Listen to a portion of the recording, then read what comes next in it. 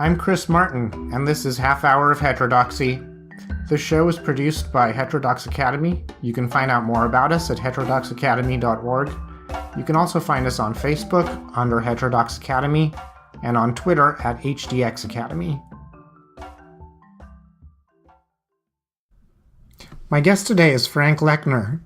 Frank is a professor of sociology at Emory University, which is where I recently finished my PhD. I took a theory course with Frank during my second year, and I was very impressed with his mastery of classical sociological theories. And Frank is known more broadly within the sociology community for his work on globalization. He's the author of 4 books and 2 edited volumes.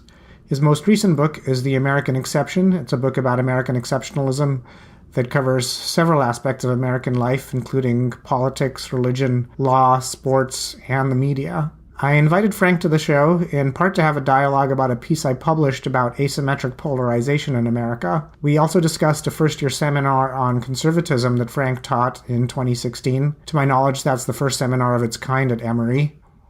The essay about asymmetric polarization that we discuss is one that I published in late 2016. Frank disagreed with many points in the essay, which is why I invited him to the show. The essay is entitled To My Undergraduate Class on the 2016 Election. I was teaching a class on the sociology of happiness at the time, and I wrote this essay to expand on what I said to my class. I published this essay on Medium, and Lee Jussom published a copy of it on his blog, so you may have read it on one of those places. If you haven't read it, you can find it online by searching for, quote, To My Undergraduate Class on the 2016 Election, end quote.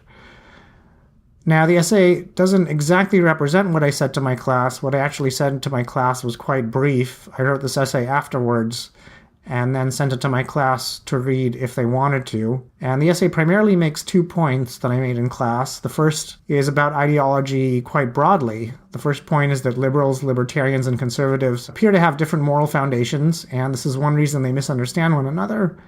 I drew on Jonathan Haidt's research here, and I included a link to his TED Talk, The Moral Roots of Liberals and Conservatives. The second point is that political polarization is happening across a number of countries, which is leading to tribalism in some countries.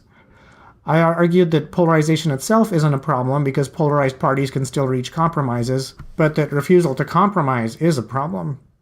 And drawing on research by Norm Ornstein and other political scientists, I argued that the Republican Party in the US, unlike conservative parties in many other countries, has become a radical party that doesn't respect the legitimacy of the Democratic Party, and moreover, that the Republican Party has violated many norms that were previously respected by both parties. I also pointed out the problem of false equivalence, or both-siderism, which is the problem of treating both parties as equally responsible for government dysfunction. Now, since some of you have not read the essay, what I'm going to do is read the entire essay here. If you want to skip the essay, jump to 12 minutes and 40 seconds into this podcast. The preface.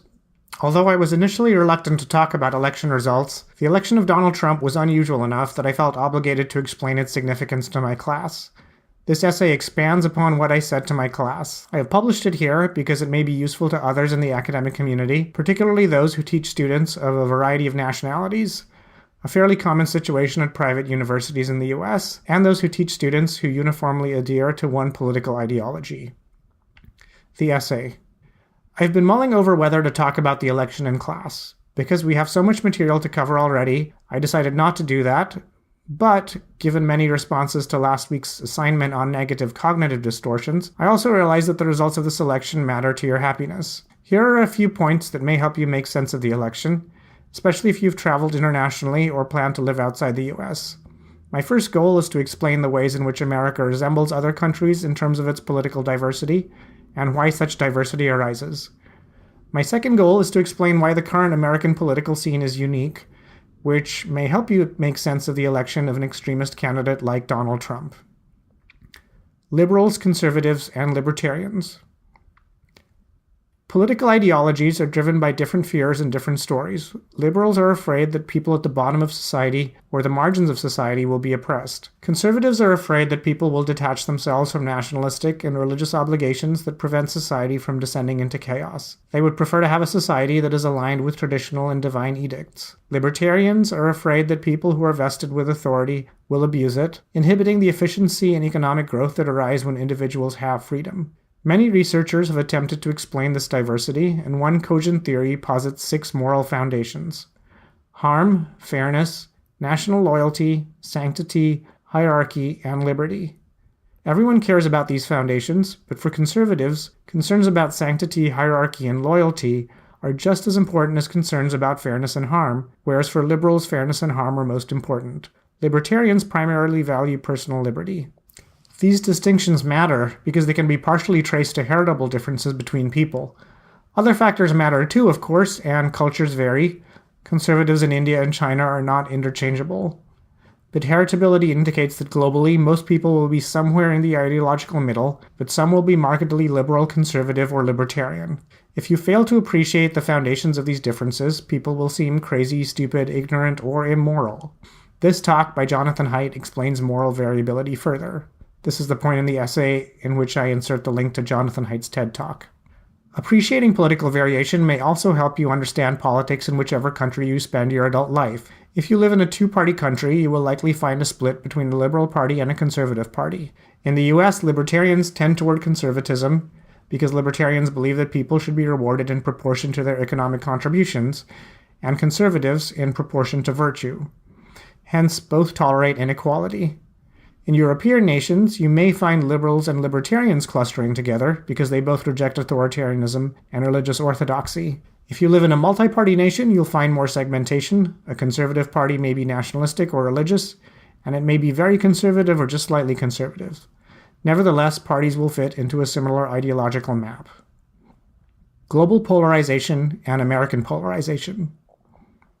Despite these general trends, there are 2 unique things about the current era.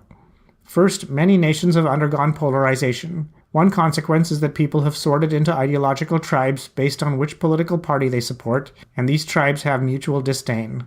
Nevertheless, polarization does not itself cause problems when politicians are willing to compromise. Ultimately, parties need to be responsive to voters, and politicians are inclined to compromise as a result.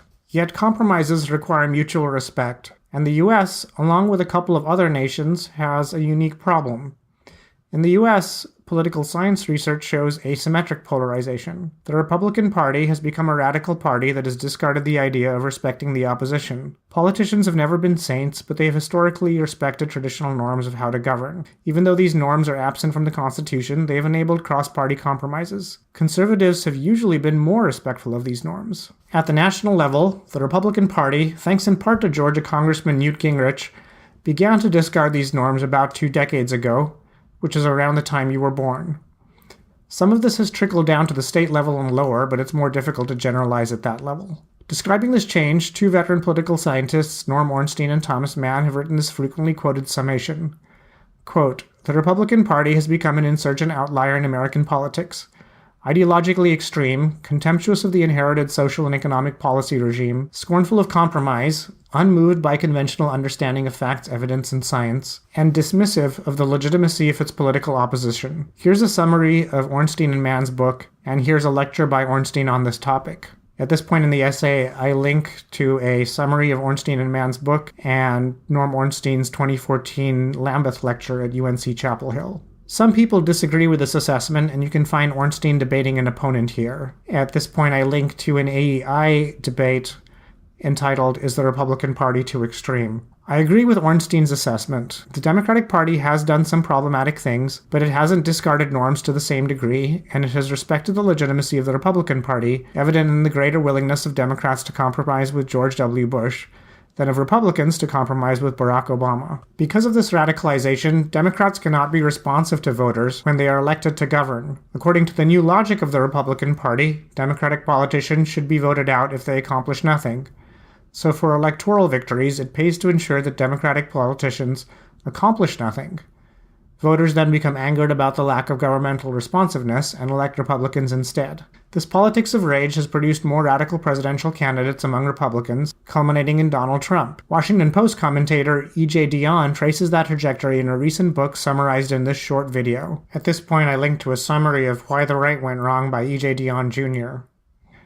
False equivalence is the term for the common practice of blaming Republicans and Democrats equally for political dysfunction. You may recall that equality and proportionality are two different modes of interaction. The false equivalence narrative is based on equality. According to this narrative, blame must always be distributed evenly. Republicans and Democrats must therefore share responsibility for government dysfunction. This narrative pervades media reports and it holds sway among many knowledgeable people. Most of these people have decided in advance that equality is the correct, quote, unbiased, unquote, framework, so facts do not dissuade them. Incidentally, a similar allegiance to equality can be found when people discuss rewards or punishment across ethnicities or genders. Some people decide in advance that equality rather than proportionality is the correct framework, so they are rarely persuaded by proportionality-based arguments about why gender or why one ethnic group is overrepresented in some outcome. Equality is not a sensible baseline in a proportional system. The issue of false equivalence may seem tangential, but I mention it because the pull of that narrative is strong, and because democratic retaliation can be misrepresented. Also, some people will persistently accuse you of bias if you don't fall in line with that narrative. Note that I am not making a binding judgment against voting for Republican candidates at the national level. I would recommend against it because they have broken a system in which Congress can function. Nevertheless, if you believe that Republican extremism will solve the challenges that Americans face, you should vote Republican. But keep in mind that the Republican Party in the US is not like the Conservative Party in the UK, the Conservative Party in Canada, the National Party in New Zealand, or the LNP of Australia. Those parties respect the norms of government. In many nations, there's an anti-establishment swing, which has led to the election of extreme left-wing and right-wing parties, but in these cases too, the victorious parties, for the most part, respect traditions when it comes to keeping government functioning and responsive. Some of them may become radical over time, but that has yet to happen. Conclusion. Superficially, the two halves of this essay seem to swing in opposite directions. The first half encourages you to respect your political opponents, whereas the second half is a condemnation of one type of political party. The primary difference is that the first half concerns the public and the second half concerns politicians. The public is usually split based on tendencies towards conservatism, liberalism, and libertarianism. Sometimes these tendencies take destructive paths. Communism or fascism are obvious examples. But for the most part, you can respect opposing beliefs instead of interpreting them as evil. However, politicians are different. In recent years, for instance, the Republican Party has disenfranchised voters to win elections, which is unequivocally immoral. I cannot resolve this contradiction, but I can point out that you may have to live with it. Wherever you decide to live, try to understand the difference between the public and the political class. If you're fortunate, you will reside in a country where each political party acts in good faith, but if not, you may find good people voting for a bad candidate. Welcome to the show. Thanks, Chris. Thank you for having me, and thanks for all the great work you're doing for Heterodox Academy. Well, thank you. I want to talk to you today, start by talking about my piece on the 2016 election, which you read and commented on and sent me an email. My piece, for those of you who aren't familiar with it, was primarily an argument that within the U.S., and this was very U.S. specific, the Conservative Party is more extreme than the Liberal Party. So part of my argument was this differs in other countries, but in the U.S., I was primarily drawing on research by Norm Ornstein. I made the claim that the Republican Party, in terms of its tactics, is more extreme than the Democratic Party, and you felt that you weren't very convinced by my argument. So tell me a bit about what you thought. That's correct. I was not convinced by your argument, and I was not persuaded by your framing of the issues. One of the reasons I responded to your article is that I thought it lacked perspective and balance. And also as an intervention in a course, I think initially you wrote this piece for students. I thought it was somewhat counterproductive in the sense that you described Trump as an extreme candidate and faulted the Republicans for all kinds of political sins in a way that I think inhibited or would inhibit frank discussion if the purpose was to stimulate such discussion. But I thought your piece lacked perspective in the sense that you wrote it at the end of 2016, I believe, after the presidential election, at a time when the Republican Party had achieved incredible success across the board and across the country. And here you go citing Norm Ornstein, of all people, who described the Republican Party as an insurgent outlier, which I thought was not exactly an appropriate way to describe a situation in which the Republican Party had achieved greater political dominance than it ever had since the 1920s. So I think, in that sense, your piece lacked a little perspective. Republicans didn't just succeed in grabbing the White House, but were successful in Congress, in the states, in governorships, and so on. On the issue of being an outlier, I do think he meant that more in historical terms, that they were an outlier, not so much an outlier in terms of popularity. Well, I mean, I question that. I question that standard. So if you describe the dominant political party as an outlier at the point when it has been most successful, I thought it was a misleading way to describe the actual results of the actual election. Also, I thought your piece lacked balance in the sense that it attributed polarization and dysfunction, especially in Congress, almost exclusively to the Republicans. And I certainly agree that the Republicans contributed to some of that dysfunction. But I think after a period in which various Democratic politicians contributed to that dysfunction, I thought once again it was a little bit one-sided. One person I have in mind, for example, on the Democratic side is Harry Reid, who I think led the Senate in a very cynical and partisan manner and was just as contemptuous of traditional norms as you claim Newt Gingrich and his colleagues were. I think the criticism of Harry Reid might be justified, but I don't think he's comparable to Newt Gingrich in terms of most of Newt Gingrich's tactics. I'd say that, for one thing, Gingrich actively discouraged members of the parties from socializing with one another, which was part of the culture of Washington up to that point, and that definitely led to some polarization. He instituted the tactic, and he was very clear about this tactic of constantly attacking the Democratic Party, and if there was a Democratic president, constantly attacking that president, regardless of whether there was substantial evidence of any wrongdoing. So if you look at the Clinton administration, for example, from the outset, there were these investigations based on very slim evidence that Clinton was engaged in wrongdoing. I'm talking about the Whitewater investigation. When the first round of the investigation showed that Clinton was not guilty, Gingrich just started a second round and demanded a new trial. So, and the first trial, incidentally, was a Republican judge. So I think this attitude of permanently attacking the other party, which you can trace to Gingrich, and which I still don't feel like you really see on the Democratic side when you're talking about Democratic elites. You definitely see it in terms of voters. But when it comes to Democratic elites, I think you still don't see that permanent attack mode. I think Democratic politicians and elites tend to be more willing to compromise. And I think you also see this difference in the states. In state-level governments, often you don't have a person who's analogous to Newt Gingrich, and you don't find that the Republican Democratic parties are constantly attacking one another. Well, I find your comments somewhat ironic after more than a year, of constant attacks on the new Republican administration. Calls for impeachment, calls for resistance, continual investigation into so-called collusion that I think outweighs anything that was ever done under the Clinton administration. I think those investigations have actually been fact-based. If you look at the people who were actually conducting some of the investigations, if you look at James Comey, a Republican appointee who was fired by the Trump administration, I think it's justifiable to think of that as rather suspicious. If you look back at the George W. Bush administration, on the other hand, I think you can see that he was able to get some of his initiatives passed through Congress by reaching certain compromises with Democrats in the House and the Senate. If you think of Medicare Part D, for example, and other things. So I think if you look at the George W. Bush era, you see many cases of Democrats being willing to compromise. And there was definitely, at the voter level, intense opposition to George W. Bush. But within Congress itself, there was criticism, but there was no permanent attack mode. There was no attempt from the outset to have something like the Whitewater investigation. I'm sorry, Chris, but that is outrageously wrong.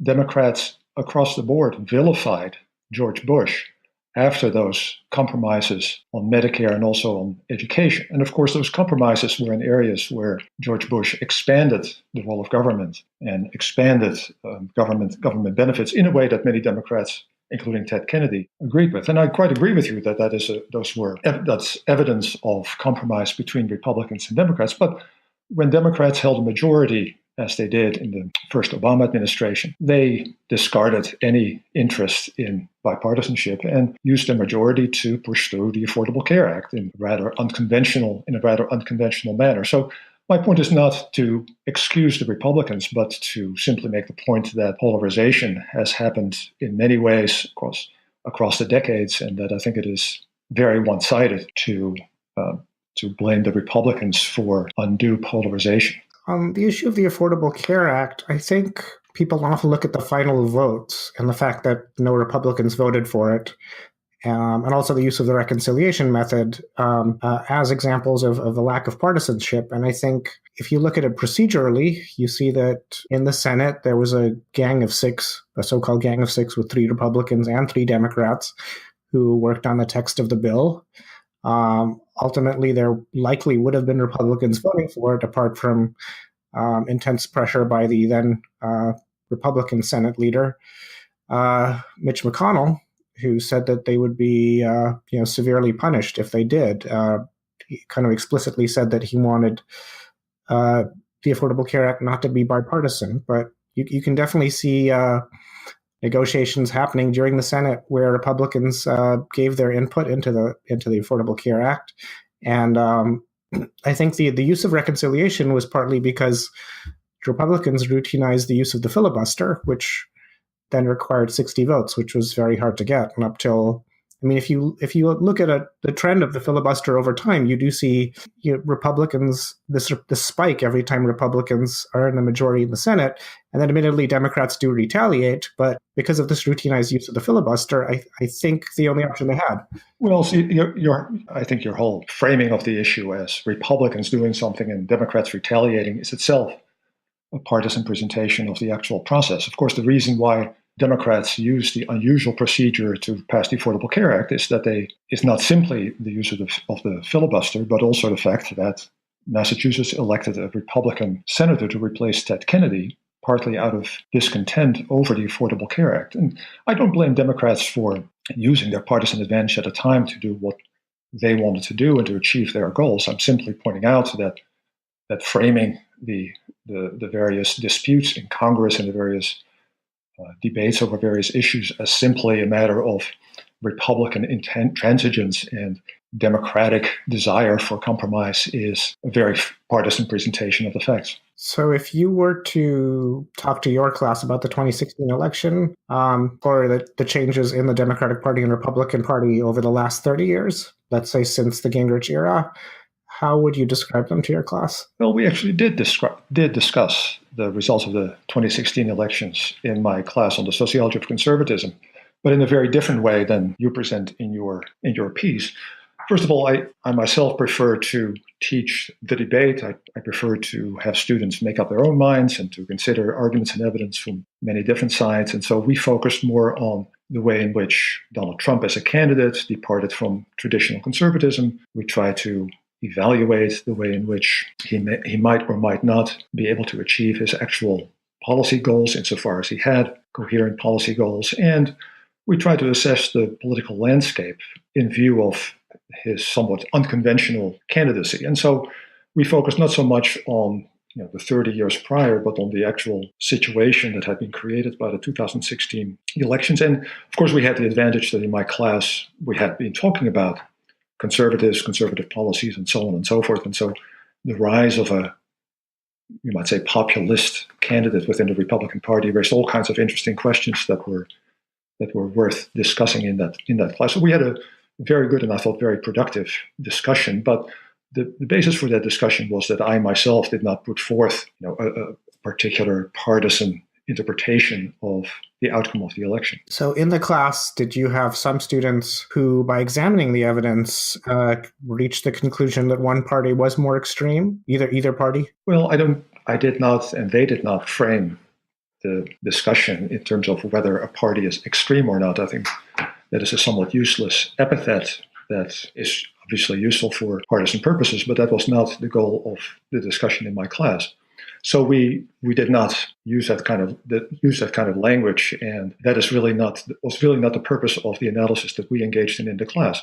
As I said, our focus was more on the way in which Trump departed from traditional conservatism and the kinds of complications that would follow from that, and also the difficulty that he would face in carrying out his policy goals insofar as he had clear policy goals. So it was a more dispassionate, you might say, analysis and discussion with people of various political persuasions of the actual political situation that existed. And frankly, this whole notion of one party being more extreme than another obviously depends very much on the particular yardstick that you choose. And the choice of those yardsticks is always somewhat arbitrary. I think adjectives like extreme and so on are very useful in partisan discourse, but that really was not the purpose of the discussion in my class. I think that's a fair criticism. I think extreme is an epithet. Maybe a better way to phrase it is, I believe one party has discarded many norms that have previously helped Congress function. So the norm of, for example, of treating 51 votes in the Senate as a sufficient majority to pass bills, the norm of when a Supreme Court vacancy arises in the middle of a president's term due to a death, allowing that president's nominee to be considered. Okay, Chris, I hear you. But Democrats have had many opportunities to restore those norms, to demonstrate their commitment to those quote-unquote traditional norms, but they did not do that. And the shenanigans of Harry Reid in the Senate in recent years, I think, show that, including the way in which he changed the procedures for handling judicial appointments. And as just one anecdote of his regard for traditional norms, I recall the way in which Harry Reid, on the floor of the Senate, accused Mitt Romney, presidential candidate, of tax evasion, based on no evidence whatsoever. And in retrospect, was proud of that lie because it helped to prevent Mitt Romney from succeeding. So forgive me, but I don't have a very high regard for the superior commitment of Democrats to the traditional norms of Congress in particular. Okay. So let's take this into a future-oriented sense. What evidence would convince you in the future that the Republican Party has adopted more disruptive tactics or more partisan tactics, or that the Democratic Party has? Well, I think all parties use partisan tactics. I think that is a truism, and I think there's nothing wrong with that. And whether a particular tactic is quote-unquote destructive, of course, again, depends on the particular standpoint or the particular yardstick that you use. And that, to some extent, that choice of yardstick is to some extent a partisan choice. There's no objective analysis of that as far as I'm concerned. And so all these kinds of adjectives, I think, are a little bit misleading and perhaps don't quite get at the actual dynamics of real politics. But I guess one of the main points that I would make is that in terms of the actual distribution of power in the United States and the actual distribution of people holding office in the United States at the end of 2016, it was particularly striking, missing in your piece, that the Republicans held majorities in Congress, in most state legislatures, held most governorships, as well as the White House. And so I myself don't think that majority, that dominance is going to last. But I think in terms of that actual distribution, it is the Democratic left that I think was more out of sync, you might say, with the center, the actual center of actual American politics at the time. So if a blue wave happens in the next few years and Democrats become dominant in the same way that Republicans were dominant at the end of 2016, then I would be more inclined to say that the Republican Party is extreme in the sense that, or an outlier in the sense that at least the right wing of the Republican Party is far removed of what would be the left of center of gravity in American politics. But as of 2016, I thought the center of gravity in American politics was right of center, well within the Republican Party. And by that standard, the standard of the actual distribution of power, I thought the Democratic left was, at least for the time being, out of sync with the situation at that time. So you would say representation would be your key. To get back to my article just briefly, I did include a parenthetical statement about how state-level politics are different. So I didn't want to get into too much detail. And I think at the state level, you can, Republican in California is probably more liberal than a Democrat in Louisiana or Mississippi or Alabama. So getting into state level politics is complicated. So I agree that the fact that there are currently 35 Republican governors may indicate a conservative leaning in some sense, or a sense that maybe we need less regulation, we need to be a little more business friendly. But on the other hand, I feel like the state level and the federal level are so different. It's hard to conflate both of them and say clearly Republicans are ascendant because of these state level phenomena. Well, I think the fact of the matter is that as of late 2016, at least for a while, Republicans had been ascendant. And that is a very striking fact. And the other thing that was missing from your piece, I don't mean to harp on the negatives because I agree with you in some ways.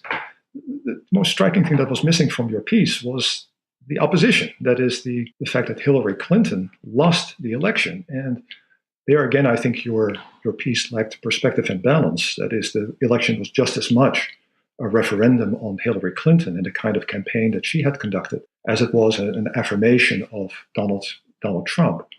So I think in that regard too, I think there was more to be said about what happened in 2016. And mind you, I am not assuming that is in any way permanent. I expect the pendulum of American politics to swing in the other direction.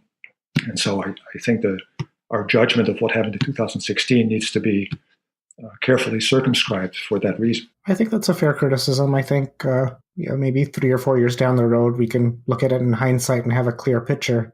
So moving on to the second topic I wanted to talk about, which is your class on conservatism. It's the first class of its kind at Emory. It was a freshman seminar, if I'm correct, and you taught it in the fall of 2015.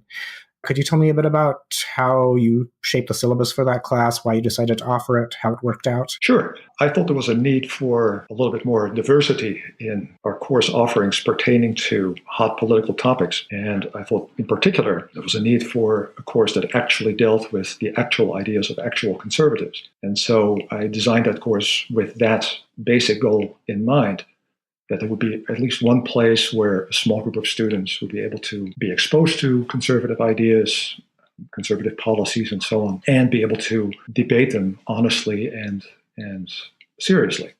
And so that was the overall goal, and we focused on, you might say, philosophical ideas that inform contemporary conservatism. We dealt with legal conservatism as it pertains to the welfare state, the administrative state, foreign policy, things of that sort. And because we held that class in the fall of 2016, we obviously also addressed a little bit the conservative aspects of the Trump campaign or the lack thereof. And how did you think the class went? Do you feel like you had a mix of liberal, centrist, and conservative students, and everyone came away with a better understanding of conservatism? Yes, we had a very nice mix of quite conservative and quite liberal students who enjoyed arguing with each other, and so the class, I think, was a great success in that regard. I think everyone, regardless of the political persuasions that they came in with, really learned a lot about what the varieties of contemporary American conservatism are like. And in that sense, I think it opened their eyes to what is actually happening and what the current state of conservatism, problematic as it is, actually is. And so I think it was very productive for the students. I enjoyed it. They enjoyed it. It opened their eyes, again, regardless of their prior background. And I think simply the experience of really arguing about particular conservative ideas and policies was itself invigorating, I would say, for all the participants. And do you think you had some students who were in the class because they were personally interested in careers in politics? Yes, there were a few students who were at least thinking about a career in politics. How did they find the course? Oh, I think they enjoyed it as much as all the other students. And I can't speak for them. You'll have to interview them someday about their experiences and plans. But I think it at least gave them a firmer foundation for whatever future work they may end up doing. Well, the reason I ask is I was wondering if it perhaps made them cynical. Not the topic of conservatism, but just the topic of politics in general and how it actually plays out. No, I don't think so. I mean, first of all, I try to avoid teaching in a way that makes students more cynical than they may already be. I tend to accentuate the positive perhaps a little bit in the sense that I want my courses to be inspiring in some way. I don't always succeed, but at least I try. And I want students to have a good experience as part of their class as well. And frankly, I think the level of debate and discussion and the real serious analysis that they did in the class itself, I think, mitigates any cynicism they may have about American politics. I certainly did not sugarcoat, for example, the difficulties that conservatism faces today and the fragmentation of conservatism and so on and so forth. I mean, the class was well aware of the problems that conservatism as a movement, as an ideology, is grappling with today. So, but I don't think that grappling resulted in any greater cynicism. But you'll have to ask the students. Do you think you'll offer the course again? And if you offered it again, do you think you would assign different readings or do anything differently? Definitely. I plan to offer it again next year. And I haven't quite decided about changes that I might make. I myself am not a social conservative in any strong sense, but I do think I might include a little bit more representation of social conservatism. I noticed that there's a new book by Patrick Deneen about the failure of liberalism, and I might pay attention to that. We focused in 2016 on the Supreme Court same-sex marriage case. I may revisit that, but again, may declare that to be a done deal, so to speak. So I'm not sure if I'll continue debating that particular topic. We had a section on foreign policy. I may change that a little bit. But of course, one of the topics that we will have to address is the extent to which and the ways in which the Trump administration is actually pursuing conservative policies and how you might assess that from the point of view of traditional conservative criteria. So we'll delve a little bit more into the nitty-gritty, so to speak, of the, say, regulatory initiatives in the Trump administration, judicial appointments, and things of that sort. It sounds interesting. I wish I were an undergraduate again and could take the course. Great. Well, of course, there are many ways in which I'm glad I'm not an undergraduate anymore. I understand. So I wanted to close by talking about your experience as a conservative in academia. I took a course with you about 3 years ago. I didn't realize at the time you were conservative, so I admire how you taught the course in a completely nonpartisan way.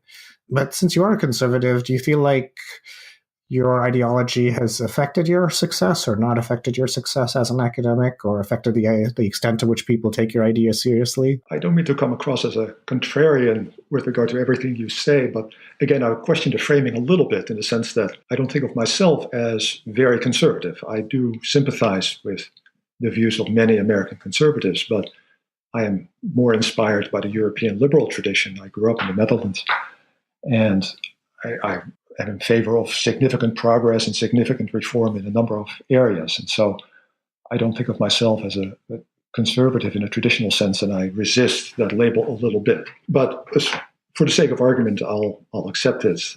I appreciate your comment about my quote-unquote nonpartisan teaching, because in my day-to-day life, I try to, in a sense, depoliticize the work that I do.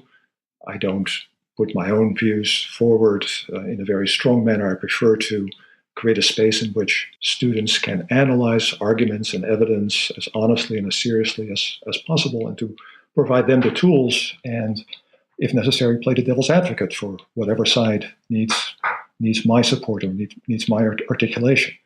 And so I think in my day-to-day life, in my actual teaching, I don't take a strong political posture. More generally, I occasionally speak up on political issues on campus, and so people are aware that I have perhaps a slightly deviant point of view, a point of view that deviates from orthodoxy that reigns on most college campuses.